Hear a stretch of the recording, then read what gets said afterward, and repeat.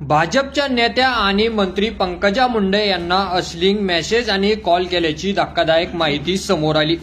गेल्या काही दिवसापासून भाजप नेत्या पंकजा मुंडे यांना सतत असलिंग मेसेज आणि त्रासदायक कॉल्स येत होते। या प्रकरणाने वैतागून त्यांच्या कार्यालयाने सायबर पोलिसांकडे अधिकृत तक्रार दाखल केली।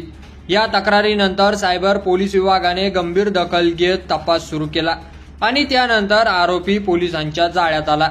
अमोल काळे असं या आरोपीचं नाव असून तो सध्या पुण्यातील भोसरी येथे राहत होता।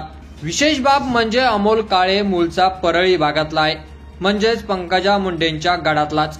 अधिक धक्कादायक बाब म्हणजे अमोल काळे हा एक विद्यार्थी आहे, पण त्याने असलिंग भाषेत मेसेज करणे आणि सतत कॉल्स करणे हे अत्यंत धोकादायक आणि अमानवी कृत्य ठरतं। सायबर पोलिसांनी BNCच्या कलम 78 आणि 79 तसेच माहिती तंत्रज्ञान कायद्याअंतर्गत गुन्हा दाखल केला। अमोल काळेच्या मोबाईलचे लोकेशन ट्रॅक करून तो पुण्यात असल्याचं पोलिसांना कळालं। भोसरी पोलिसांच्या मदतीने अमोल काळेला अटक करण्यात आली। पोलीस खात्याला घाबरून त्याने आपला गुन्ह्याची कबुली दिली। तसेच अमोल काळेला न्यायालयात हजर केल्यानंतर 2 दिवसाची पोलीस कोठडी सुनावण्यात आलेली आहे। आता पोलीस तपास करत आहेत की अमोलने हे कृत्य कोणत्या हेतूने केलं।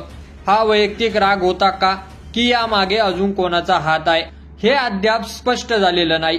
पंकजा मुंडे यांच्यासारख्या जाहीर व्यक्तीला त्रास देणारा हा अमोल काळे आता सध्या पोलिसांच्या ताब्यात आहे की यावर तुमचं मत काय?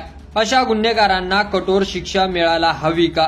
कमेंट करून नक्की कळवा आणि चॅनलवर नवीन असाल तर चॅनलला सबस्क्राईब करा आणि व्हिडिओ आवडला असेल तर जास्तीत जास्त शेअर करा। धन्यवाद।